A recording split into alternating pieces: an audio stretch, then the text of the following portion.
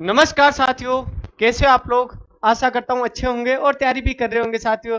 जैसा कि आपको पता है कि आप बहुत ही ऊर्जान्वित होके पढ़ रहे होंगे, क्योंकि आपने जो भी अपना ओनली फायरमैन थ्योरी का जो कोर्स है उसके साथ जुड़े हो, विश्वास किया है, उसके लिए बहुत बहुत धन्यवाद, तहे दिल से धन्यवाद साथियों। तो अपनी जो क्लासें हैं बहुत ही शानदार रहने वाली हैं, किसी प्रकार की कोई प्रॉब्लम नहीं होने वाली है आपको साथियों। तो अपना एक एक करते हुए अपने सारे के सारे जो भी टॉपिक्स हैं अपन धीरे धीरे क्लियर करते जाएंगे साथियों। और जैसा कि आपको पता है कि धीरे धीरे अपनी चीजों में एक एक चीजें अपन जोड़ते हुए जाएंगे।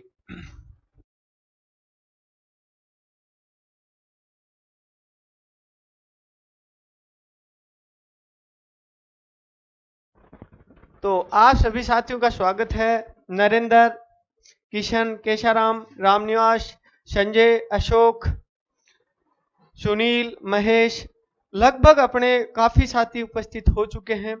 रियल में इस पहले वाले बैच की तरह इसमें भी काफी आपने प्यार दिखाया, तो उसके लिए दिल से, तहे दिल से धन्यवाद सभी का।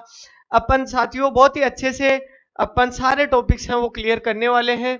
लेकिन आप ध्यान रहे, आप ही अपने सबसे बड़े ब्रांड एम्बेसडर हो साथियों। अच्छे से मेहनत करेंगे, आप अपने साथियों को जरूर अवेयर करें कि वो भी अच्छा कंटेंट लगे तो आप उनको प्रेरित करें कि हमसे जुड़े। बहुत ही शानदार तरीके से पढ़ाई होने वाली है। तो साथियों अपना जो टॉपिक रहेगा, जैसा कि आपको स्टार्टिंग में दिखाई दे रहा है कि अपना जो पहला जो टॉपिक है, आग एक रासायनिक अभिक्रिया। आग एक रासायनिक अभिक्रिया अपना टॉपिक आज रहने वाला है। आग एक रासायनिक अभिक्रिया।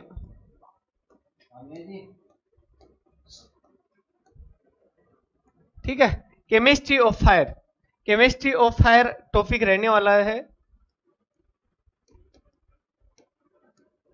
केमिस्ट्री ऑफ फायर, एक एक बीच से कहीं नहीं, अपन बहुत ही सिक्वेंशियल सारे के सारे टॉपिक्स क्लियर करेंगे।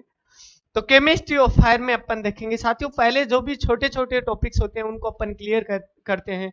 जैसे पदार्थ किसे कहते हैं, अपना हीट क्या है, टेम्परेचर क्या चीज है पर्टिकुलर, इसके अलावा अपने जो भी स्पेसिफिक हीट क्या है, जो लेटेंट हीट क्या है, लेटेंट हीट ऑफ वेपराइजेशन क्या है, और लेटेंट हीट ऑफ फ्यूजन किसे कहते हैं, टेम्परेचर में आपस में रिलेशन क्या है, ये सारी चीजें अपन पहले पढ़ेंगे। उसके बाद में जो भी अपना फायर का पार्ट है उसको अपन देखेंगे। जी हाँ, बहुत सारे साथी जुड़ चुके हैं। चलो जी, तो चलो अपन स्टार्ट करते हैं अपनी क्लास को। पहला अपना टॉपिक रहेगा पदार्थ।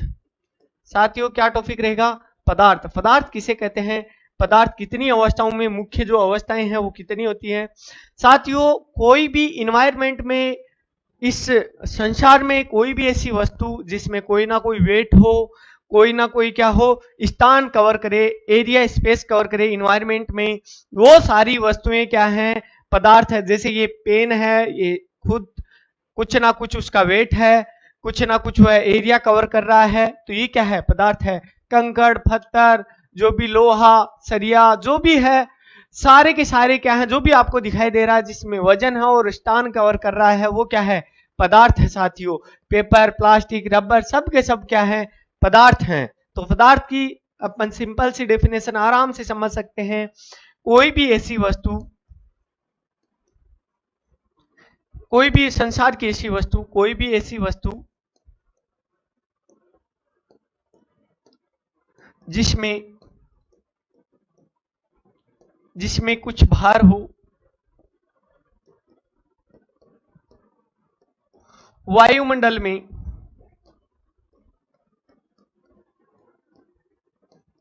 स्थान घेरे,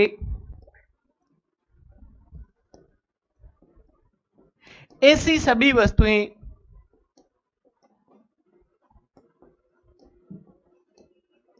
पदार्थ कहलाती हैं। साथियों क्या कहलाएंगी, पदार्थ कहलाती हैं। कोई प्रॉब्लम नहीं होनी चाहिए, ऐसी सभी वस्तुएं क्या कहलाती हैं, पदार्थ कहलाती हैं। बहुत बढ़िया, सभी साथ के साथ जवाब भी दे रहे हो, बहुत ही अच्छा लगता है, बहुत ही शानदार भैया। तो ये अपनी पदार्थ की डेफिनेशन होगी। अब जो पदार्थ है साथियों, मूल रूप से अपने कितने भागों में क्लासिफाइड किया गया है, पदार्थ की कितनी अवस्थाएं हैं, मुख्य 3 अवस्थाएं हैं साथियों, उनके भी बारे में अपन जानते हैं कौन कौन सी अपनी 3 अवस्थाएं हैं। पदार्थ की अवस्थाएं,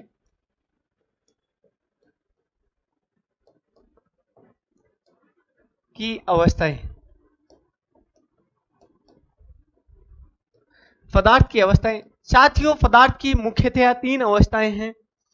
पदार्थ की मुख्यतया 3 प्रमुख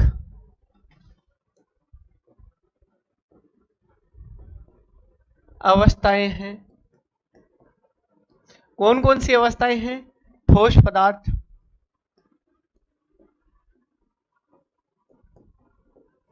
द्रव पदार्थ और तीसरा अपना गैसीय पदार्थ। गैसीय पदार्थ, तो ये अपनी क्या है? 3 पदार्थों की अवस्थाएं हैं मेरे प्यारे साथियों, 3 अवस्थाएं हैं। अब इन तीनों के बारे में प्रॉपर्टीज पूछ लेता है, छोटी मोटी हल्की प्रॉपर्टीज इसके बारे में पूछ लेता है, उसके बारे में भी अपन जानते हैं साथियों। जैसे अपना ठोस पदार्थ है, उसकी क्या क्या प्रॉपर्टीज होती हैं, किसे हम ठोस पदार्थ कहेंगे, लिक्विड पदार्थ अपन किसे कहेंगे, और जो गैसीय पदार्थ हैं उनकी क्या क्या प्रॉपर्टीज होती हैं, उन्हें हम कैसे डिफाइन करेंगे। तो एक एक के बारे में अपन जानते हैं यहां से। चलो जी, पहला अपन देखेंगे ठोस पदार्थ।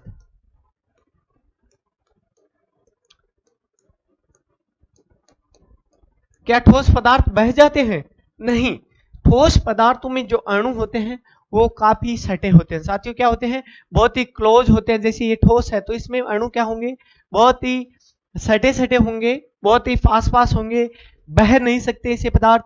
जो इनकी आकृति है वो इसकी निश्चित होती है, और जो आयतन है वो इनका निश्चित होता है साथियों। आकृति और आयतन दोनों क्या होते हैं? ऐसे पदार्थों के निश्चित होते हैं। क्लियर? तो ध्यान रखना, ठोस पदार्थों के आकार और जो आयतन है वो दोनों क्या होते हैं? निश्चित होते हैं। ठोस पदार्थों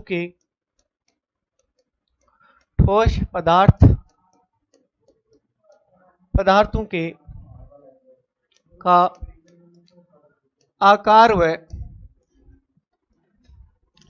आयतन दोनों निश्चित होते हैं।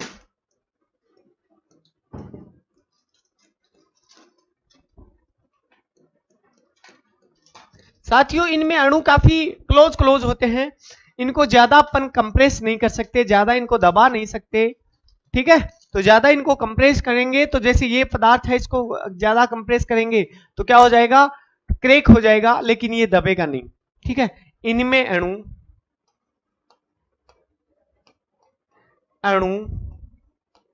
पास होते हैं। क्या होते हैं साथियों? पास सटे होते हैं, एकदम क्लोज होते हैं। क्लियर? चलो जी, नेक्स्ट अपन देखते हैं तरल पदार्थ, लिक्विड पदार्थ।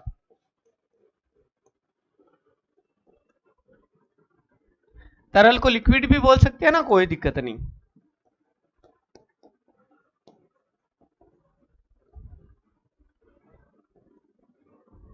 मेटर बोलते हैं साथियों, पदार्थ को क्या बोलते हैं? मेटर बोलते हैं। क्लियर? नेक्स्ट है अपना तरल पदार्थ। तो साथियों तरल पदार्थ की क्या स्पेसिफिकेशन है? तरल पदार्थ तो बह भी सकता है, ठीक है, इसका आयतन निश्चित है, लेकिन आकृति क्या है? निश्चित नहीं है। जिस बर्तन में डालोगे उसी की आकृति ले लेगा, जिस भी पात्र में डालोगे वही आकृति क्या कर लेगा? ये ग्रहण कर लेगा। तो कहने का मतलब इसका क्या फिक्स होता है?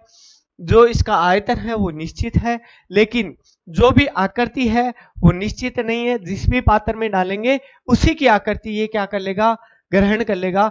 जो ठोस पदार्थ होते हैं उनकी बजाय इसमें अणु क्या होते हैं? थोड़े क्या होते हैं? दूर होते हैं। इनमें क्या होते हैं? थोड़े क्या होते हैं? दूर होते हैं मेरे प्यारे साथियों, ठीक है। चलो जी, तो इसमें अपन लिख लेते हैं सीधा कि तरल पदार्थ बह सकते हैं,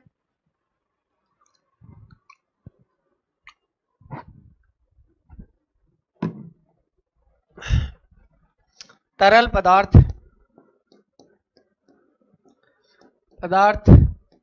बह सकते हैं,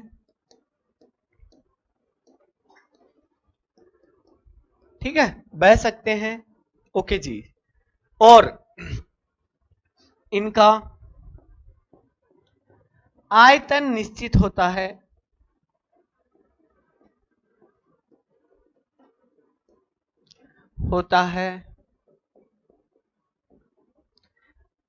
आयतन निश्चित होता है, इनका आकार निश्चित नहीं होता।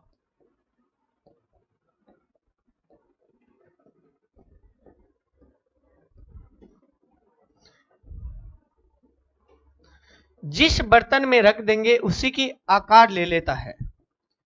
जिस बर्तन में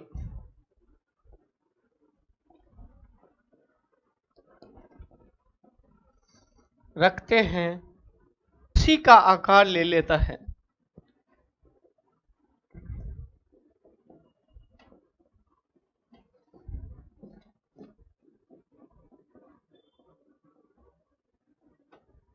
जिस बर्तन में अपन रखेंगे उसी का क्या कर लेगा, रूप धारण कर लेगा, उसी आकार में, उसी आकार में क्या कर लेगा। ये जैसे इस पानी को, ये लिक्विड है, इसको मैंने इस बोतल में रख रखा है, तो इस बोतल का आकार ग्रहण कर लेगा। जैसे मैंने इसको उल्टा कर दिया तो इसकी शेप चेंज होगी, देखो शेप चेंज होगी ना। तो जिस भी अपन बर्तन में रखेंगे उसी का आकार क्या कर लेगा, ये ग्रहण कर लेगा। जैसे अपन एग्जाम्पल बात करें, लिक्विड के एग्जाम्पल की बात करें, ठोस के भी एग्जाम्पल की बात करें, तो पत्थर हो गया, लकड़ी, कागज, कोयला, लकड़ी, कोयला, पत्थर, ये किसके एग्जाम्पल हो गए, अपने ठोस के। लिक्विड के एग्जाम्पल की बात करें, पानी, जल, पेट्रोल, इसके एग्जाम्पल है साथियों, ये लिक्विड के एग्जाम्पल हैं। बहुत बढ़िया भैया। चलो जी, नेक्स्ट अपन बात करते हैं, आगे की बात करते हैं। तो दो अपन ने पढ़ लिए, तीन थी अवस्थाएं, तीसरी अवस्था है अपनी गैस पदार्थ, गैसीय पदार्थ। तो गैसीय पदार्थ किसे कहते हैं, तो ऐसे पदार्थ जिनमें अणु क्या हो साथियों, बहुत ज्यादा दूर दूर हो। इन जो दो बताए उनसे भी ज्यादा क्या होते हैं, दूर दूर अपने अणु क्या होते हैं, इसमें होते हैं। लेकिन इनकी बहुत ही अच्छी प्रॉपर्टी है साथियों, इनको सबसे ज्यादा कंप्रेस कर सकते हैं। क्या कर सकते हैं, सबसे ज्यादा दबा सकते हैं, कंप्रेस इनको कर सकते हैं मेरे प्यारे साथियों। और अपन इसकी बात करें गैसों की, और अपन बात करें तो न तो इसकी आकृति निश्चित होती, न इसका क्या होता, आयतन निश्चित होता। किसी प्रकार से दोनों ही निश्चित नहीं होते प्यारे साथियों, दोनों ही निश्चित नहीं होते। कैसे नहीं होते, जैसे कोई भी आप जिस कमरे में बैठे हो, सोचो उस कमरे में कोई भी गैस का सिलेंडर है, वो पहले उस सिलेंडर की शेप में है। किस शेप में है, कोई भी सिलेंडर है, उसमें जो गैस है किस शेप में है, इस सिलेंडर में भरी हुई है, तो इस सिलेंडर की शेप में है। और आप लोग बैठे हो इस कमरे में, और ये सिलेंडर भी पड़ा है। तो गैस की जो आकृति क्या है, आकृति इस सिलेंडर की आकृति है। वॉल्यूम क्या है, जो इस सिलेंडर का वॉल्यूम है, आयतन है, वही अपना इसका गैस का वॉल्यूम है। अब अपन क्या करें, इसको लीक करें, क्या करें, लीक करें, गैस को इस कमरे में लीक कर दें मेरे प्यारे साथियों, तो क्या हो जाएगा, इस कमरे में लीक करने से क्या होगा, जो ये वॉल्यूम है, आयतन है, वो क्या हो जाएगा, इस कमरे के आयतन का रूप ले लेगा। जो भी गैस है वो किस आयतन में बदल जाएगा, जो भी अपने कमरे का आयतन है उसका शेप ले लेगा। नेक्स्ट अपन बात करें, आकृति क्या हो जाएगी, आकृति पहले तो सिलेंडर की शेप में था, अब किस शेप में हो जाएगा, अब किस शेप में हो जाएगा, इस कमरे की शेप में हो जाएगा। तो कहने का मतलब न तो आकृति निश्चित, न ही आयतन निश्चित। ऐसे पदार्थ क्या कहलाएंगे, गैसीय पदार्थ कहलाएंगे साथियों। इस प्रकार के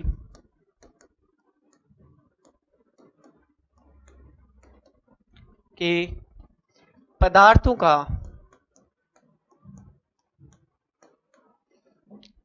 का न तो न तो आयतन निश्चित,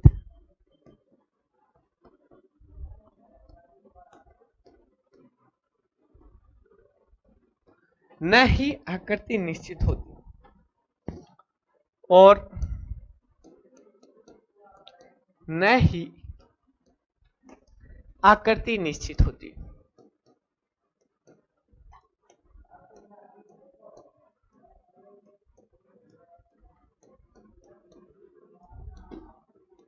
दोनों इनके क्या नहीं होते, निश्चित नहीं होते हैं।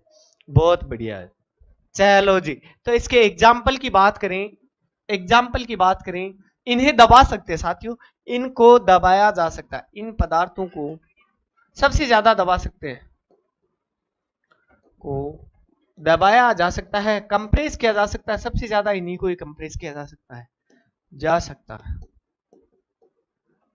अणु सबसे दूर दूर होते हैं, आपसे पूछ ले अणु किस में दूर दूर होते हैं, तो अणु साथियों इसी में ही सबसे दूर दूर होते हैं। अणु इसमें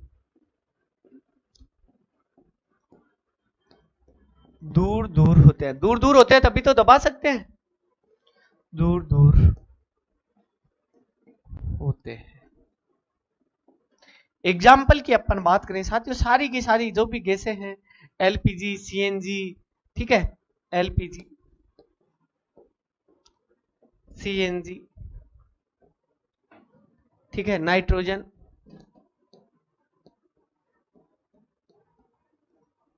ऑक्सीजन, ये सभी की सभी क्या है साथियों, गैसेज के एग्जाम्पल हैं। इनको न तो आकृति नहीं आयतन निश्चित होता है साथियों, दोनों निश्चित नहीं होते हैं मेरे प्यारे साथियों, दोनों निश्चित नहीं होते। क्लियर? चलो जी, आगे अपन बढ़ते हैं साथियों, आगे अपन बढ़ते हैं। सर एक मिनट, कौन सा, चलो जी नेक्स्ट अपन बढ़ते हैं साथियों। ये अपनी पदार्थ की तीन अवस्थाएं थी, तीनों की बात हो गई।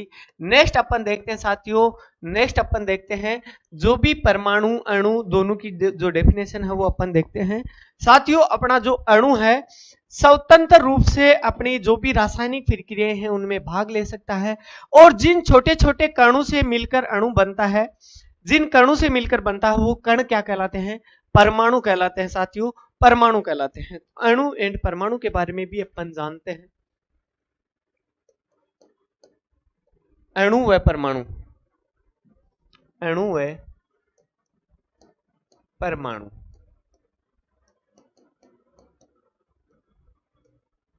किसी भी पदार्थ का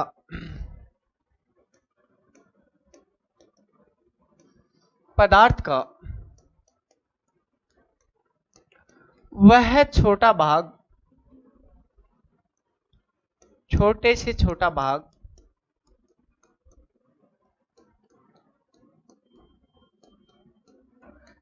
जो स्वतंत्र रह सकता है, स्वतंत्र रह सकता है, स्वतंत्र रह सकता है,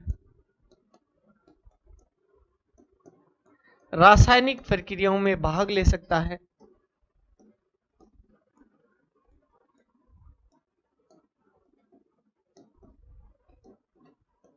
में भाग ले सकता है,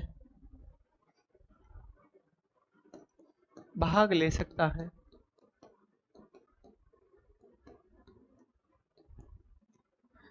है, क्या कहलाता है, अणु कहलाता है।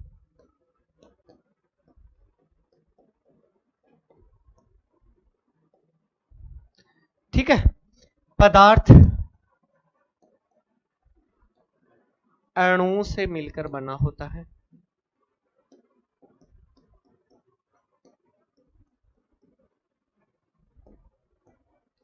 बना होता है, और जो अणु है वो छोटे छोटे कणों से मिलकर बना होता है, और ये छोटे छोटे कण ही क्या कहलाते हैं साथियों, अपने परमाणु कहलाते हैं। ये छोटे छोटे कणों से मिलकर मिलकर बना होता है, बना होता है। इन कणों को, इन कणों को क्या बोलते हैं साथियों अपन? इन कणों को अपन बोलते हैं परमाणु। परमाणु कहते हैं। इन कणों को क्या कहते हैं? परमाणु कहते हैं मेरे प्यारे साथियों, परमाणु कहते हैं। तो किसी प्रकार की यहां तक कोई डाउट नहीं हुई होगी। बहुत ही शानदार तरीके से अपन ने इन चीजों को सभी को देखा है। अब अपन इन्हीं चीजों को आगे जोड़ते हैं। जैसे अपने कंपाउंड पदार्थ किसे कहते हैं, एलिमेंट जिसे अपन लोग सरल पदार्थ कहते हैं, वो किसे कहते हैं, दोनों के बारे में अपन देखते हैं। दोनों के बारे में अपन देखते हैं जी। चलो जी, अणु जो भी अपना पदार्थ होते हैं, कंपाउंड और मिश्रित पदार्थ और सरल पदार्थ। तो अपन देखते हैं सरल पदार्थ। पदार्थ किसी प्रकार की कोई प्रॉब्लम हो तो जरूर कमेंट कर दिया करें। किसी प्रकार की प्रॉब्लम तो नहीं ना यहां तक? हाँ, आप लोग बताएं बिल्कुल, क्योंकि ये चैप्टर सबका पढ़ा हुआ होता है तो थोड़ा सा कोई दिक्कत नहीं थी। बहुत ही अच्छे से पढ़ा है, ऐसा नहीं, कोई जल्दबाजी नहीं, सारी चीजें कवर की है। कोई प्रॉब्लम आए तो आप लोग कोई बेझिझक बता दिया करें, ठीक है। चलो जी, सरल पदार्थ या फिर एलिमेंट। एलिमेंट किसे कहते हैं? एलिमेंट जो मैटर है वो क्या कहलाते हैं, किन्हें कहते हैं? एग्जाम में बाकायदा क्वेश्चन पूछा जाता है कि एलिमेंट किसे कहते हैं। तो एलिमेंट की सीधी सी अपन परिभाषा दे सकते हैं कि ऐसे पदार्थ जो एक ही प्रकार के अणु से मिलकर बने होते हैं। एक ही प्रकार के अणु हो जिसमें, जैसे ऑक्सीजन है, दो अणु ऑक्सीजन के हैं, ठीक है। हाइड्रोजन है, हाइड्रोजन में भी एक ही प्रकार के अणु होते हैं, ठीक है। तो ये जैसे नाइट्रोजन है, नाइट्रोजन में भी एक ही प्रकार के अणु मिलकर बने होते हैं। तो जो एक ही प्रकार के अणु से मिलकर बने होते हैं, ऐसे पदार्थ क्या कहलाते हैं? सरल पदार्थ कहलाते हैं। एक ही प्रकार के अणु हो, ठीक है। ऐसे पदार्थ, पदार्थ जो एक ही प्रकार के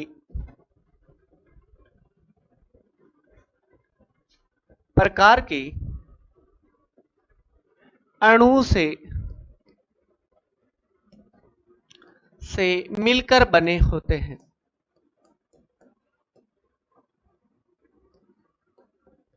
मिलकर बने होते हैं, सरल पदार्थ कहलाते हैं।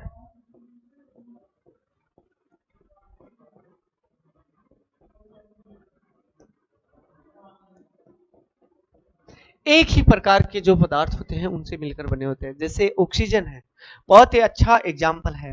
हाइड्रोजन है, नाइट्रोजन है, एक ही प्रकार के क्या होते हैं, इनमें अणु होते हैं।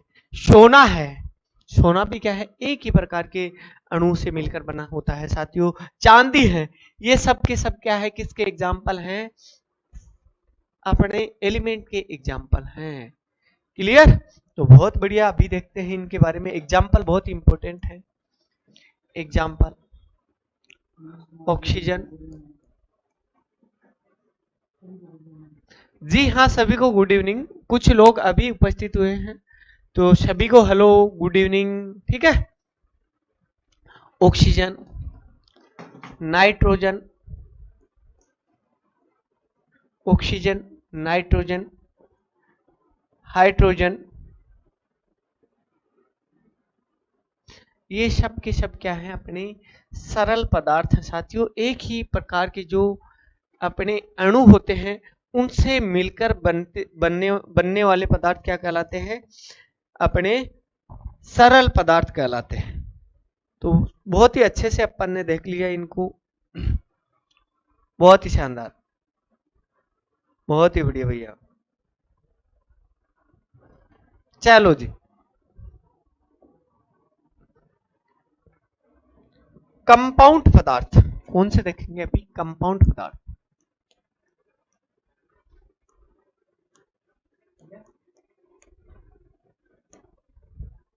कंपाउंड पदार्थ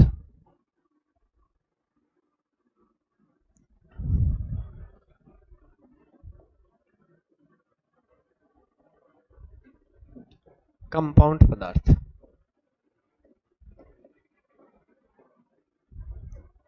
साथियों एक बात बता दूं, आपके साथी हैं ऑफलाइन में तो आप लोग मिल लेते हो उनसे, लेकिन एक बात बता दूं, अभी राजस्थान के प्रत्येक कोने से अपने पास जो भी स्टूडेंट हैं 300 के समथिंग लाइव देख रहे हैं। अभी देखो कितना सारा ढेर सारा प्यार, आपने विश्वास जताया साथियों, तो इसके लिए तहे दिल से बहुत बहुत धन्यवाद।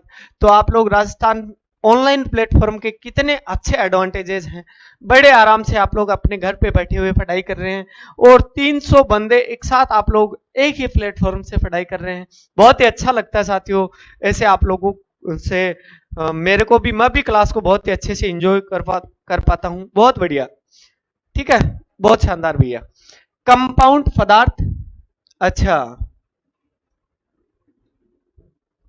अच्छा, ब्यावर से हो क्या आप? बहुत बढ़िया। कोई अलवर से है, कोई जोधपुर से है, कोई मंडोर से है, कोई कोटपुतली से है। बहुत बढ़िया, सभी अलग अलग जगह से जुड़े हुए हैं, कोई दिक्कत नहीं। अब नाम तो मैं नहीं ले सकता, काफी काफी आप लोग, ये आप लोगों के कमेंट आ चुके हैं, ठीक है। हाड़ोती, मारवाड़, शेखावाटी, मेवाड़, सबसे जुड़े हुए हैं आप लोग, ठीक है। कंपाउंड या फिर यौगिक पदार्थ भी बोल सकते हैं साथियों, इनको यौगिक पदार्थ भी बोल सकते हैं। तो ऐसे पदार्थ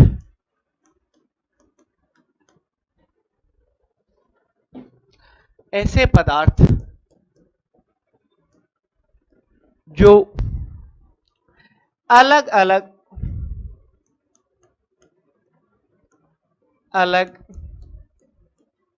अणु से मिलकर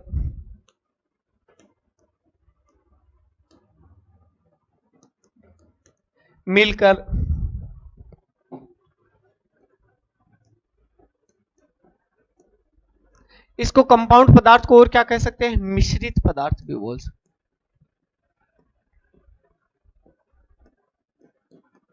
कोई दिक्कत नहीं होनी चाहिए।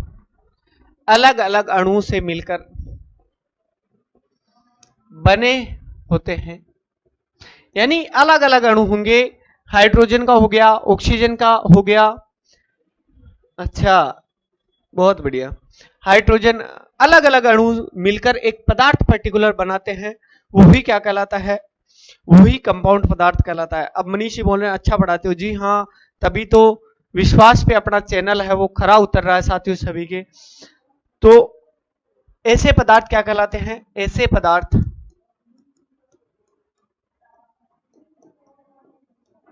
यौगिक पदार्थ कहलाते हैं, यौगिक या फिर कंपाउंड पदार्थ कहलाते हैं। एग्जाम्पल की अपन बात करें साथियों, तो एग्जाम्पल की बात करें तो कार्बन डाइऑक्साइड, CO2 होता ना सूत्र, तो अभी इसको समझाऊंगा अभी मैं। कार्बन डाइऑक्साइड,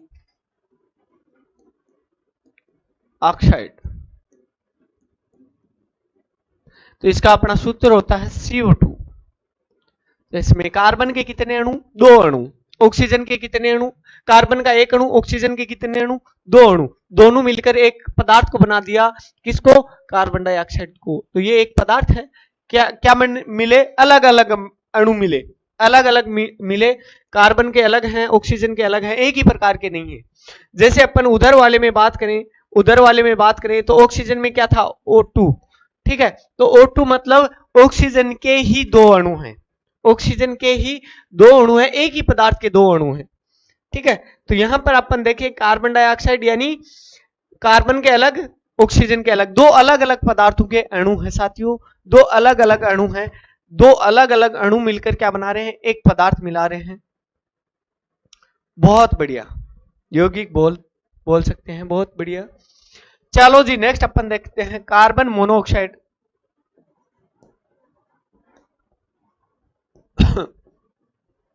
मोनोऑक्साइड, इसको अपन बोलते हैं CO। कार्बन और ऑक्सीजन के एक एक अणु होते हैं। इसी प्रकार थर्ड एग्जाम्पल की बात करें, पानी H2O। तो इसी प्रकार अपन NaCl की बात करें, NaCl नमक की बात करें, तो नमक क्या हो जाएगा अपना? NaCl। तो ये सारे के सारे जो अलग अलग क्या हो, अणु हो, हाइड्रोजन का अलग अणु है, ऑक्सीजन का अलग है, कार्बन का अलग अणु है, ऑक्सीजन का अलग है, तो जो अलग अलग से मिलकर बने वो ही क्या कहलाते हैं, वो ही जुड़कर क्या मिल बनाते हैं, कंपाउंड या फिर मिश्रित पदार्थ को बनाते हैं साथियों। क्लियर? तो बहुत ही अच्छे से अपन ने सारी चीजें जो भी बेसिक की थी वो अपन देख ली। उसके बाद में आगे बढ़ते हैं साथियों, अपना हीट एंड टेम्परेचर से संबंधित जो भी समस्याएं हैं उनको अपन देखते हैं। बहुत बढ़िया, बहुत शानदार, जी हाँ, उनको यौगिक भी बोल सकते हैं। ठीक है, चलो जी, हीट एंड टेम्परेचर के बारे में अपन देखते हैं। हीट एंड टेम्परेचर बहुत ही इंपॉर्टेंट टॉपिक है साथियों, इससे भी क्वेश्चन एग्जाम में पूछे जाते हैं। हीट एंड टेम्परेचर,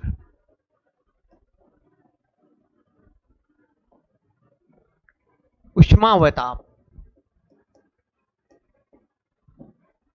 या फिर सीधा लिख सकते हो, कोई दिक्कत नहीं, आजकल तो ऐसे ही लिखे हुए आते हैं सारे के सारे, हिंदी की इंग्लिश की भी होती है। हीट एंड टेम्परेचर या फिर उष्मा व ताप, ठीक है, उष्मा व ताप बोल सकते हैं, कोई दिक्कत नहीं, दोनों को अपने को देखना है। इनकी इकाइयां क्या होती हैं, पर्टिकुलर अपने जो हीट है किसे कहते हैं, टेम्परेचर आने से क्या हो जाएगा, टेम्परेचर के स्थानांतरण के तरीके क्या क्या है, टेम्परेचर के इफेक्ट क्या क्या है, ये सारी की सारी डाउट्स है यहाँ पे अपन क्लियर करेंगे। चलो साथियों देखते हैं, पहले अपन हीट देखते हैं, हीट के बारे में। हीट क्या है, हीट या फिर उष्मा, तो उष्मा की अपन देखें तो हीट एक प्रकार की एनर्जी है साथियों, एनर्जी है। हीट क्या है, उष्मा क्या है, एक प्रकार की एनर्जी है। किसी भी पदार्थ में आ जाने से उसमें क्या आ जाता है, काइनेटिक मूवमेंट स्टार्ट हो जाता है। जो भी अणु है वो क्या करना स्टार्ट कर देते हैं, मोशन स्टार्ट कर देते हैं, इधर उधर गति करना स्टार्ट कर देते हैं। तो ये सारे के सारे जो भी अपने फीचर्स है किसी भी पदार्थ में उष्मा के आ जाने से होते हैं। क्लियर? तो अपन सीधी लैंग्वेज में कह सकते हैं हीट एक प्रकार की एनर्जी है, जो भी किसी भी पदार्थ में आने से उसमें जो भी मॉलिक्यूल्स हैं वो क्या करना स्टार्ट कर देते हैं, गति करना स्टार्ट कर देते हैं। तो यही परिभाषा अपनी किसकी है, हीट की है साथियों, हीट की है। अब इसकी इकाइयों की बात करें, इकाइयां बड़ी इंपॉर्टेंट है, पीछे एग्जाम में भी काफी बार पूछी गई है। तो हीट की जो उष्मा है उसकी एसआई इकाई है साथियों जूल, क्या है, एसआई इकाई जूल है। इसके अलावा अपन इसको बीटीयू में भी मापते हैं, बीटीयू के अलावा अपन इसको कैलोरी में भी मापते हैं। तो ये क्या है, इनकी अन्य सहायक इकाइयां हैं। क्लियर? तो चलो जी देखते हैं। उष्मा एक प्रकार की ऊर्जा है, उष्मा एक ऊर्जा है जो किसी भी पदार्थ में, किसी भी पदार्थ में आ जाने से,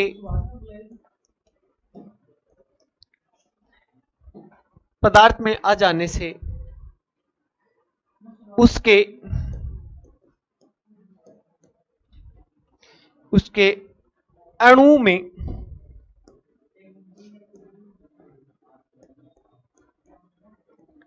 काइनेटिक मूवमेंट शुरू हो जाता है।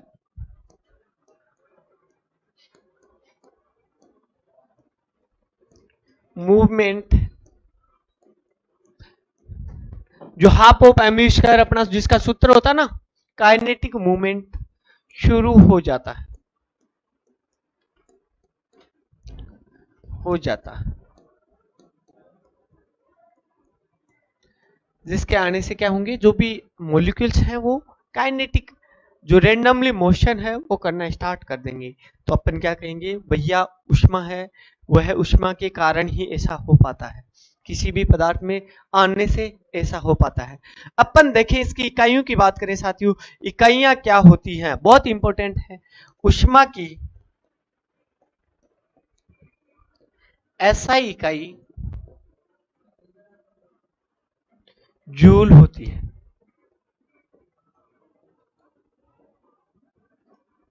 क्या होती है साथियों, जूल होती है। इसे इसे अन्य कौन कौन सी इकाइयों में मापते हैं, इसे BTU यानी ब्रिटिश थर्मल यूनिट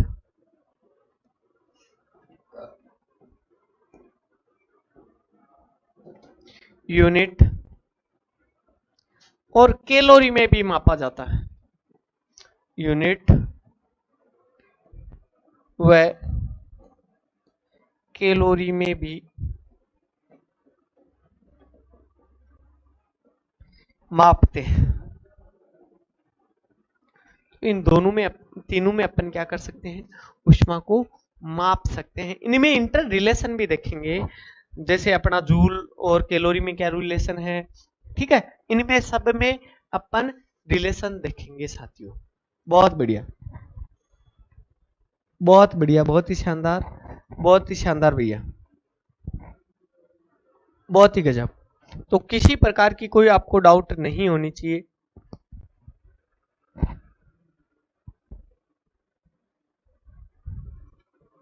बहुत बढ़िया, चलो जी अपन इनमें रिलेशन की बात करें, इसमें अपन रिलेशन की बात करें तो साथियों एक BTU होता है अपना, एक BTU, इसमें आपस में रिलेशन देखते हैं। एक जो ब्रिटिश थर्मल यूनिट है BTU, ब्रिटिश थर्मल यूनिट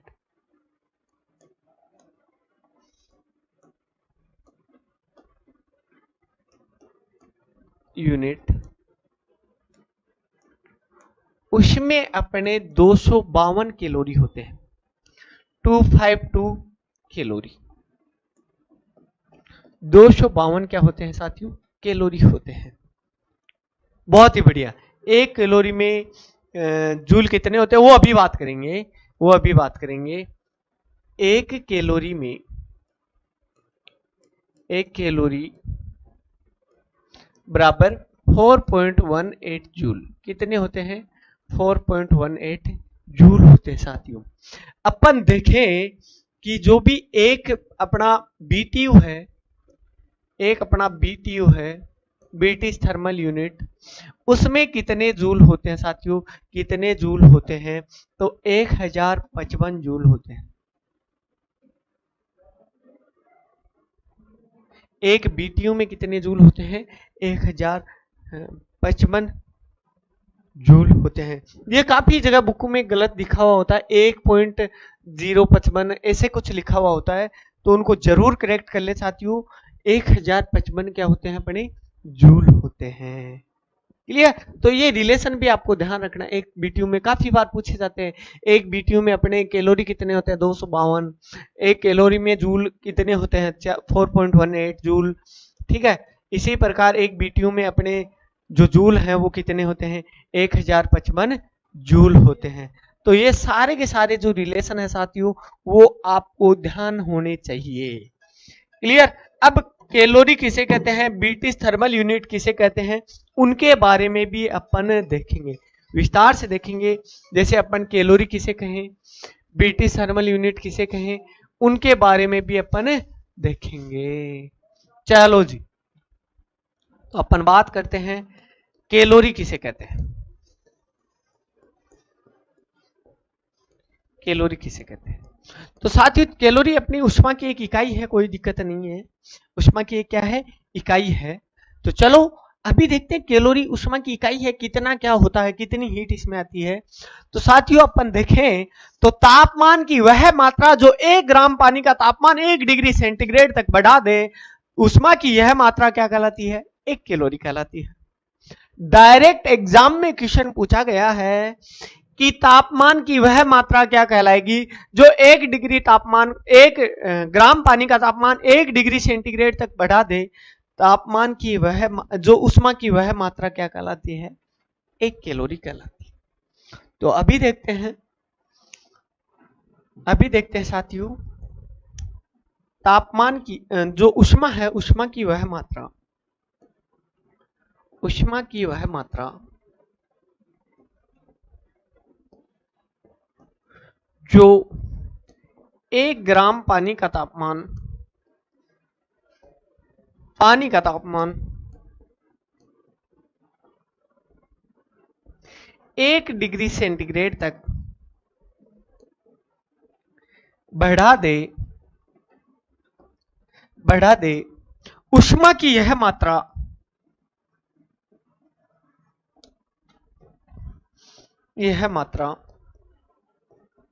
क्या कहलाती है मेरे प्यारे साथियों? कैलोरी कहलाती है। 1 कैलोरी अपन कहेंगे कहलाती है।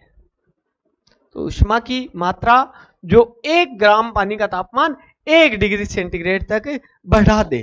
तो अब देखो एग्जाम में सीधी सीधी ये दे दिया, ये डेफिनेशन दे दी और नीचे 4 ऑप्शन सेट करके दे दिए कि इसे क्या कहेंगे, तो कैलोरी कहेंगे, सीधा सा बात है।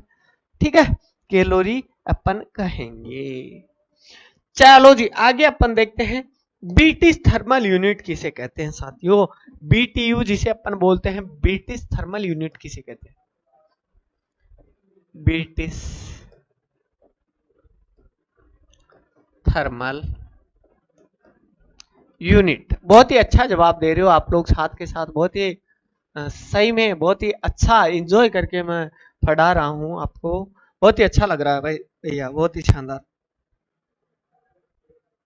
है ना, बहुत शानदार। ब्रिटिश थर्मल यूनिट किसे कहते हैं? तो साथियों ये भी एक ऊष्मा की इकाई है। तो ऊष्मा की वह मात्रा जो 1 पौंड पानी का तापमान 1 डिग्री फ़ारेनहाइट तक बढ़ा दे, ऊष्मा की यह मात्रा क्या कहलाती है? क्या कहलाती है? ब्रिटिश थर्मल यूनिट कहलाती है। तो अभी देखते हैं इसके बारे में। ऊष्मा की वह मात्रा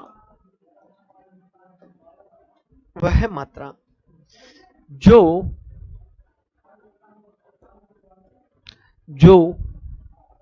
1 ग्राम नहीं आएगा साथियों, इसमें पौंड आएगा, 1 पौंड।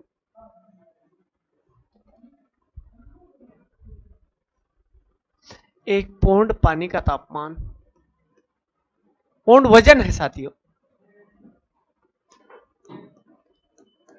तापमान 1 डिग्री फ़ारेनहाइट तक बढ़ा दे ताप की यह मात्रा या ऊष्मा की यह मात्रा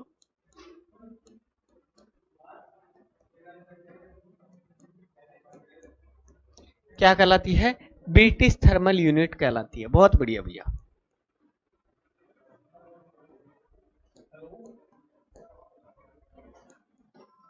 यूनिट कहलाती है।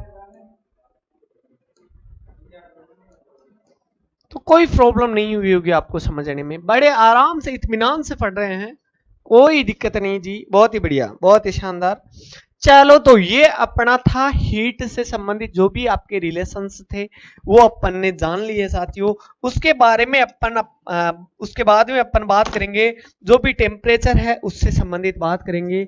जो भी अपन टेम्परेचर है, क्या प्रभाव होते हैं, किस तरह से अपना टेम्परेचर की इकाइयां होती हैं, उनकी अपन सभी की बात करेंगे। बहुत ही शानदार भैया।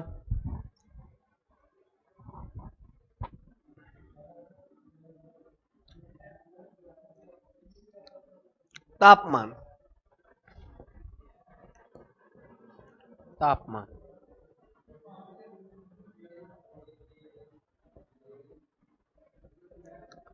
ठीक है। तो तापमान किसे कहते हैं? जैसे अपन हीट की डेफिनेशन पढ़ी, उसी प्रकार अपन किसकी डेफिनेशन देखेंगे? जो भी अपना तापमान है उसकी भी डेफिनेशन देखेंगे। किसी भी पदार्थ के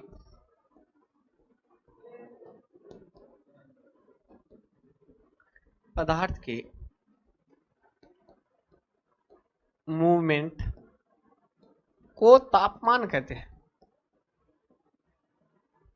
औसत काइनेटिक मूवमेंट क्या कहलाता है? तापमान कहते हैं। ये मनीष बोल रहा है अपनी 8 बजे वाली जो YouTube वाली क्लास होती है सर, उसके ऑब्जेक्टिव टाइप क्वेश्चन उनकी PDF, ये अपनी टेस्ट सीरीज है उसमें धीरे धीरे अपलोड हो रहे हैं।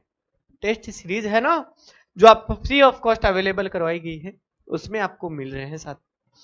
चलो जी, अपन अब देखें कि ये पदार्थ की जो भी परमाणु में जो भी औसत काइनेटिक मूवमेंट है वो क्या कहलाता है, आपका तापमान कहलाता है।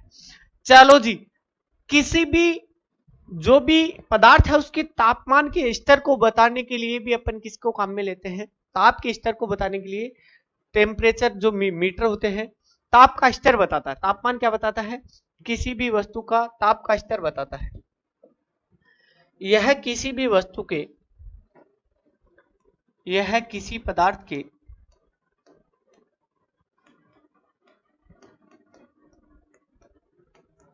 ताप के स्तर को बताता है।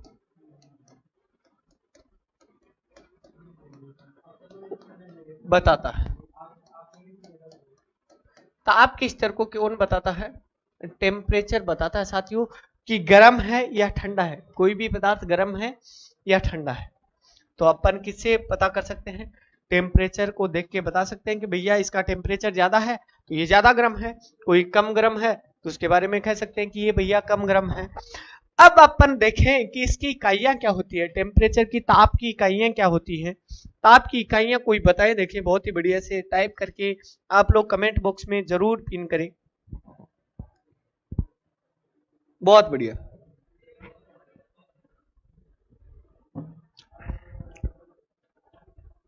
बहुत शानदार भैया, बहुत ने जवाब दिया है। तो ताप का स्तर बताता है कि पदार्थ गर्म है या ठंडा है।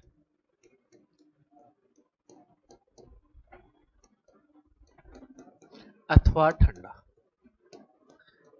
ये बात मैंने बोल दी थी, कोई नहीं लिखवा भी देता हूं। तापमान मापने की ऐसा इकाई टेम्परेचर की, एग्जाम का क्वेश्चन है,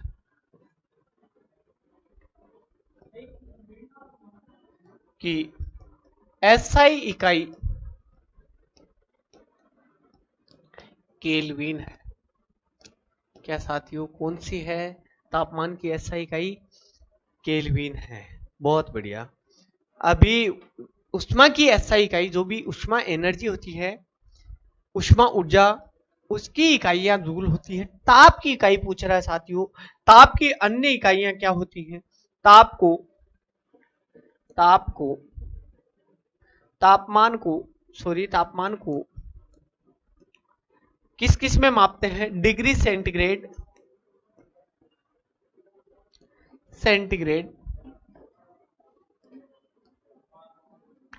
वह डिग्री फ़ारेनहाइट में भी मापा जाता है।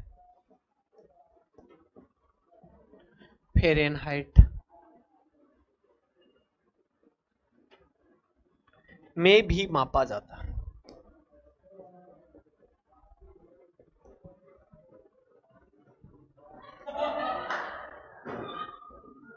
टेम्परेचर को किस में मापते हैं, डिग्री सेंटीग्रेड और डिग्री फ़ारेनहाइट में अपन क्या करते हैं साथियों, मापते हैं। ठीक है, दो प्रकार के स्केल काम में लेते हैं, डिग्री सेंटीग्रेड और डिग्री फ़ारेनहाइट। चलो जी, अब इनमें रिलेशन देखेंगे। जो भी केल्विन है, अपना डिग्री सेंटीग्रेड है, डिग्री फ़ारेनहाइट है, इनमें आपस में क्या क्या रिलेशंस बन सकते हैं, तो अभी देखते हैं इनके बारे में। डिग्री सेंटीग्रेड, बाकायदा लिखा देता हूं, डिग्री सेंटीग्रेड व डिग्री फ़ारेनहाइट व केल्विन पैमाने में संबंध,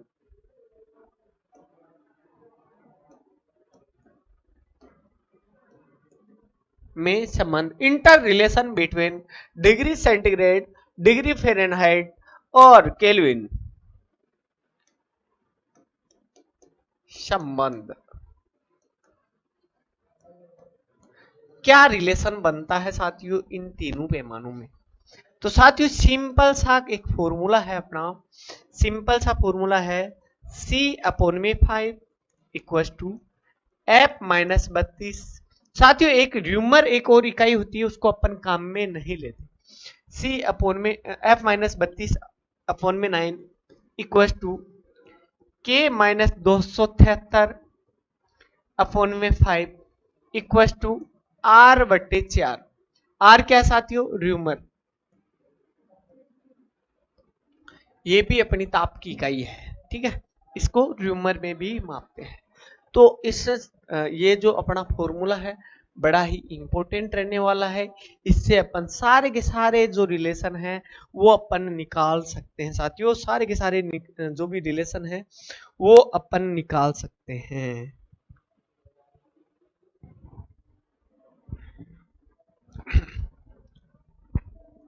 बहुत ही बढ़िया, बहुत बढ़िया। जैसे अपन बात करें पानी के उबलने का तापमान, बॉइलिंग जिसको बोलते हैं,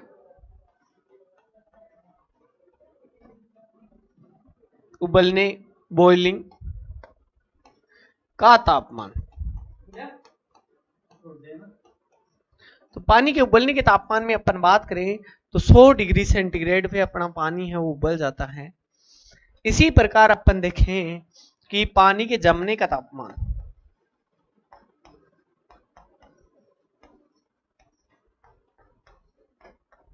पानी के जमने का तापमान वो कितना होता है अपना 0 डिग्री सेंटीग्रेड, 0 डिग्री सेंटीग्रेड। अब इसका मैं फ़ारेनहाइट मान भी आपको निकाल के बता देता हूं ताकि आपको रटना नहीं पड़े, डायरेक्ट आपको ये फॉर्मूला याद है। कोई सा भी कन्वर्जन कर सकते हो, केल्विन में भी कन्वर्जन कर सकते हो। देखो केल्विन में भी आप लोग क्या कर सकते हो, बदल सकते हो। ठीक है, तो ये बातें आपको ध्यान रखनी है। तो चलो इनको थोड़ा सा देख लेते हैं और बाद में क्लास को एंड करते हैं साथियों। जैसे अपन बदलना है 100 डिग्री सेंटीग्रेड को डिग्री फ़ारेनहाइट में बदलना है। किस में बदलना है, 100 डिग्री सेंटीग्रेड को क्वेश्चन है बदलना है फ़ारेनहाइट में। तो अपना सूत्र क्या बोल रहा था साथियों, C/5 इक्वल टू F-32/9। तो यहाँ पे लिख दो अपने को 100 का मान, C का मान दे रखा है 100/5 बराबर F-32/9। तो 5 दूना 10, या आ गया 20। तो ये इधर डिवाइड में है साथियों, तो इधर आएगा तो मल्टीप्लाई में आ जाएगा 20 गुणा 9 बराबर F-32। तो 20 को 9 से गुणा करोगे 180 आ जाएगा साथियों। और ये वाला जो है 32 इधर आके प्लस में आ जाएगा। तो ये कितना आ गया बराबर F। तो F बराबर कितना आ जाएगा साथियों, 212 डिग्री आ जाएगा। क्या आ जाएगा, 212 डिग्री फ़ारेनहाइट आ जाएगा। तो F का मान कितना आ गया, 212 डिग्री। तो 100 डिग्री किसके बराबर है, 212 डिग्री के।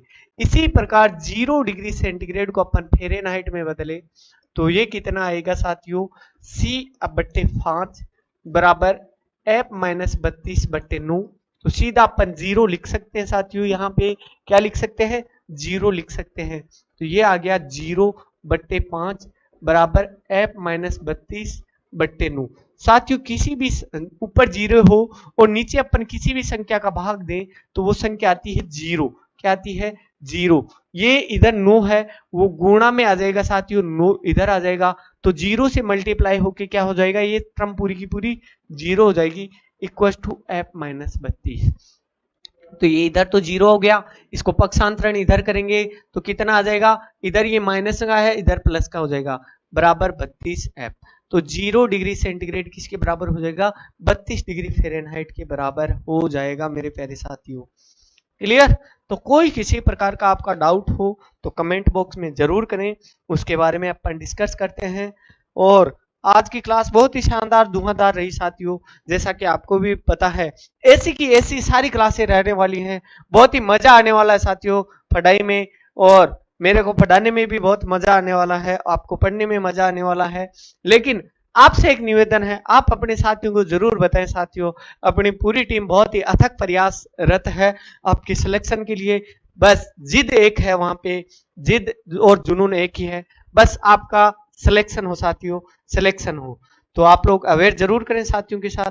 बहुत बहुत धन्यवाद साथियों, आज के लिए मैं विदा चाहता हूं।